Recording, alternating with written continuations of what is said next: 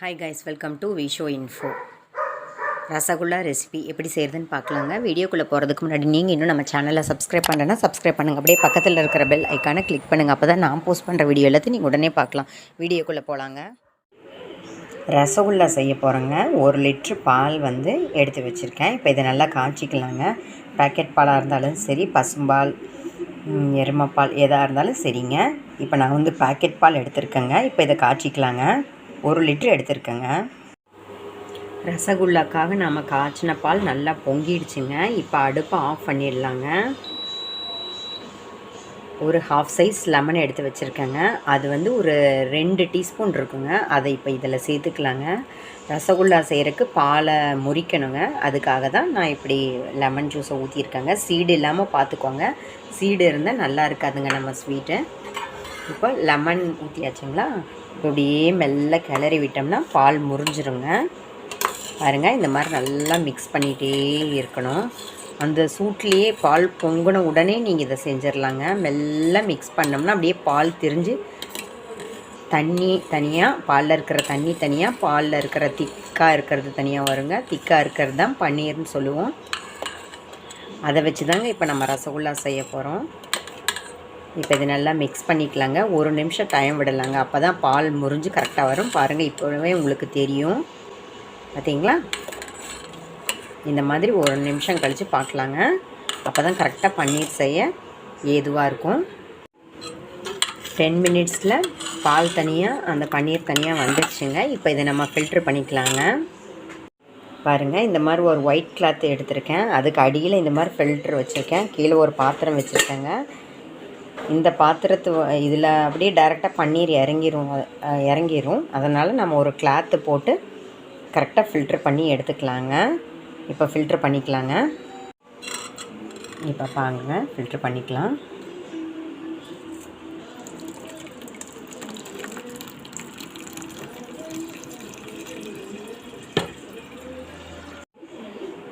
பாருங்கள், ஃபில்ட்ரு பண்ணிட்டோம். இப்போ இதில் இருக்கிற தண்ணி தனியாக, பன்னீர் தனியாக பிரியறதுக்காக நம்ம வெயிட் பண்ணணுங்க.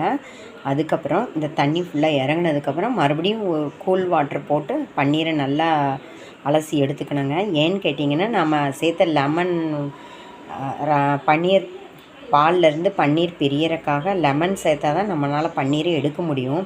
அந்த புளிப்பு ஸ்மெல் இருந்தால் நம்மளோட ஸ்வீட் நல்லா இருக்காதுங்க. அதனால் கூல் வாட்டரில், நார்மல் வாட்டரில் நம்ம அலசி எடுத்துக்கலாங்க. ஃபஸ்ட்டு இந்த தண்ணி இறங்கினதுக்கப்புறம் அந்த ப்ராசஸ் செய்யலாங்க.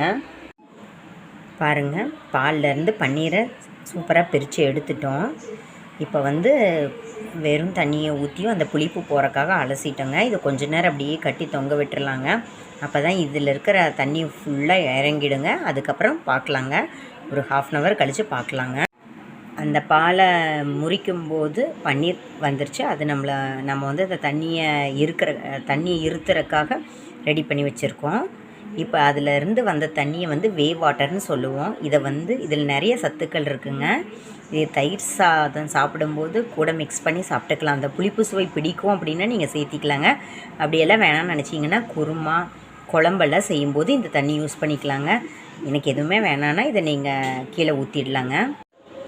பாருங்கள், தண்ணியெல்லாம் குறைஞ்சிருச்சு. பன்னீர் மட்டும்தாங்க ரெடியாக இருக்குது. இப்போ நம்ம ரசகுல்லா எப்படி ரெடி பண்ணுறதுன்னு பார்த்துக்கலாங்க. இது நல்லா சாஃப்டாக பிசைஞ்சு எடுத்துக்கலாங்க.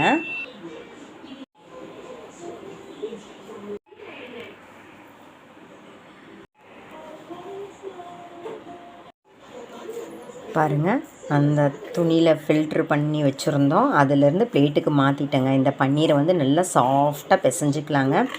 நல்லா சாஃப்டாக இந்த மாதிரி பிசைஞ்சதுக்கப்புறம் நமக்கு பிடித்த ஷேப்பில், அதாவது சின்ன சின்ன பால்ஸாக ரெடி பண்ணணுங்க. ரெடி பண்ணதுக்கப்புறம் பார்க்கலாங்க. இந்த சைஸ் பால் அளவுக்கு ரெடி பண்ணணுங்க. இந்த மாதிரி தாங்க ரெடி பண்ணிக்கணும். பாருங்கள், பன்னீர் பால்ஸை நம்ம இந்த மாதிரி ரெடி பண்ணிட்டோம். குட்டி குட்டியாக நான் செஞ்சுருக்கேன். உங்களுக்கு எந்த சைஸ் பிடிக்குமோ அந்த சைஸில், அந்த ஷேப்பில் நீங்கள் செஞ்சுக்கலாங்க. இப்போ வந்து நான் 1 கப்பு சர்க்கரை எடுத்து வச்சுருக்கேங்க. இப்போ இதை வந்து பாக காய்ச்சிக்கலாங்க. பாகு பதமெல்லாம் பார்க்க வேண்டியது இல்லைங்க. சர்க்கரை நல்லா கரைஞ்சால் போதுங்க. இப்போ பாருங்கள், நான் ஒரு பேனை ஹீட் பண்ணி அதில் தண்ணி ஊற்றி வச்சுருக்கேன். அது நல்லா கொதிச்சிட்ருக்கு. இப்போ இந்த சர்க்கரையை சேர்த்துக்கலாங்க. தண்ணியோட அளவு என்னன்னு கேட்டிங்கன்னா, நம்ம சர்க்கரை சேர்த்துருக்கோம் பார்த்தீங்களா, 1 கப்பு சர்க்கரை. இதுக்கு ஒரு 3 கப்பு தண்ணி ஊற்றுனங்க. சர்க்கரை நல்லா கரையிட்டுங்க. சர்க்கரையில் அழுக்கு இல்லைன்னா டேரெக்டாக நம்ம ரசகுல்லா பால்ஸை வந்து இதில் சேர்த்துக்கலாங்க. சர்க்கரையில் அழுக்கு இருந்தால் அதை ஃபில்ட்ரு பண்ணிவிட்டு அதுக்கப்புறம் தாங்க போடணும். ஃபஸ்ட்டு சர்க்கரை கரையிட்டுங்க, பார்க்கலாம். நாம் சேர்த்த சர்க்கரை வந்து இந்த தண்ணியில் நல்லா கரைஞ்சிருச்சுங்க. இப்போ நாம் செஞ்சு வச்சுருக்கிற ரசகுல்லா பால்ஸை வந்து இதில் சேர்த்துக்கலாங்க. நல்லா கொதிக்க விடலாங்க. நான் குட்டி குட்டியாக செஞ்சதுக்கான காரணம் வந்து இது நம்ம போட்டதுக்கு டபுள் சைஸ் ஆகுங்க. எனக்கு குட்டியாக செஞ்சால் பிடிக்கும்னு நான் செஞ்சுருக்கேங்க. உங்களுக்கு எந்த சைஸ் பிடிக்குமோ அந்த சைஸில் நீங்கள் செஞ்சுக்கலாங்க. இது நல்லா இந்த சர்க்கரை பாகுலேயே வேகட்டுங்க. பதமெல்லாம் பார்க்க வேண்டியது இல்லைங்க. நல்லா ஒரு 20 மினிட்ஸாவது வெந்தால் தான் இந்த ஸ்வீட் வந்து அதில் அந்த பால்ஸில் பன்னீர் பால்ஸில் இறங்குங்க. பெங்காலி ஸ்வீட்டுங்க, இது செமையாக இருக்குங்க. ஈஸியாக நம்ம ரெடி பண்ணிடலாங்க. எந்த ஸ்வீட் செஞ்சாலும் மேக்ஸிமம் நம்ம நெய், வெண்ணெய் இதெல்லாம் நிறைய சேர்ப்போம். இல்லை ஒவ்வொரு இதுக்கு ஆயில் கூட சேர்ப்போம். இதுக்கு அந்த மாதிரி எந்த ஒரு அவசியம் இல்லைங்க.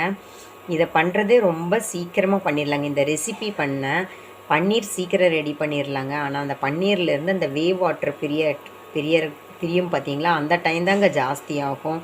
இதில் ரசகுல்லாவை பொறுத்த வரைக்கும் செய்கிறது சீக்கிரமாக செஞ்சிடலாம். அந்த பால்லேருந்து பன்னீர் பிரிஞ்சதுக்கப்புறம் நம்ம ஃபில்ட்ரு பண்ணுற டைம் இருக்குது பார்த்தீங்களா, அதுதாங்க ஜாஸ்தியான டைம். மற்றபடி ரசகுல்லா செய்கிறது ரொம்ப சுலபமான விஷயங்க. ஈஸியான ஸ்வீட்டு, எல்லாருக்கும் பிடிச்ச ஸ்வீட்டுங்க. சூப்பராக வருங்க. பாருங்கள், இப்போவே இதோட சைஸ் எவ்வளோ பெருசாக இருக்குது உங்களுக்கே தெரியும். நான் போட்ட சைஸ் எவ்வளோன்னு ஃபஸ்ட்டு பார்த்தீங்க. இப்போ பார்த்தீங்களா எவ்வளோ பெரிய சைஸ் இருக்குது. இன்னும் நான் சொன்ன 20 மினிட்ஸ் கொதிக்கணுங்க. அப்போ தான் நம்மளோட பாலில் பன்னீர் பால்ஸில் ஸ்வீட்டெல்லாம் இறங்குங்க. இப்போ 2 மினிட்ஸ் தாங்க ஆயிருக்கு. 20 மினிட்ஸ் கழித்து பார்க்கலாங்க. சுகர் சிரப்பில் நம்மளோட பன்னீர் பால்ஸ் வந்து நல்லா கொதிச்சிருச்சுங்க. பாருங்கள், அதோட சைஸ் நல்லா பெருசாக இருக்குது, தெரியுது பாருங்கள் எவ்வளோ சாஃப்டாக இருக்குன்னு நான் இப்போ காமிக்கிறேன். தெரியுதுங்களா? இப்போ இதை ஒரு பவுலுக்கு மாற்றிக்கலாங்க. எம்மியான ரசகுல்லா சூப்பராக ரெடி ஆகிடுச்சுங்க. நல்லா ஊற விட்டு சாப்பிட்டா சூப்பராக இருக்குங்க. நம்ம போட்ட சைஸை விட பாருங்கள் டபுள் சைஸ் ஆயிருக்கு. சூப்பராக இருக்குங்க. நீங்களும் ட்ரை பண்ணி பாருங்கள். என்னங்க இந்த ரெசிபி உங்களுக்கு பிடிச்சிருந்தா லைக் பண்ணுங்கள், ஷேர் பண்ணுங்கள், கமெண்ட் பண்ணுங்கள். ஞாபகமாக சப்ஸ்கிரைப் பண்ணுங்கள். ஓகே, பாய்.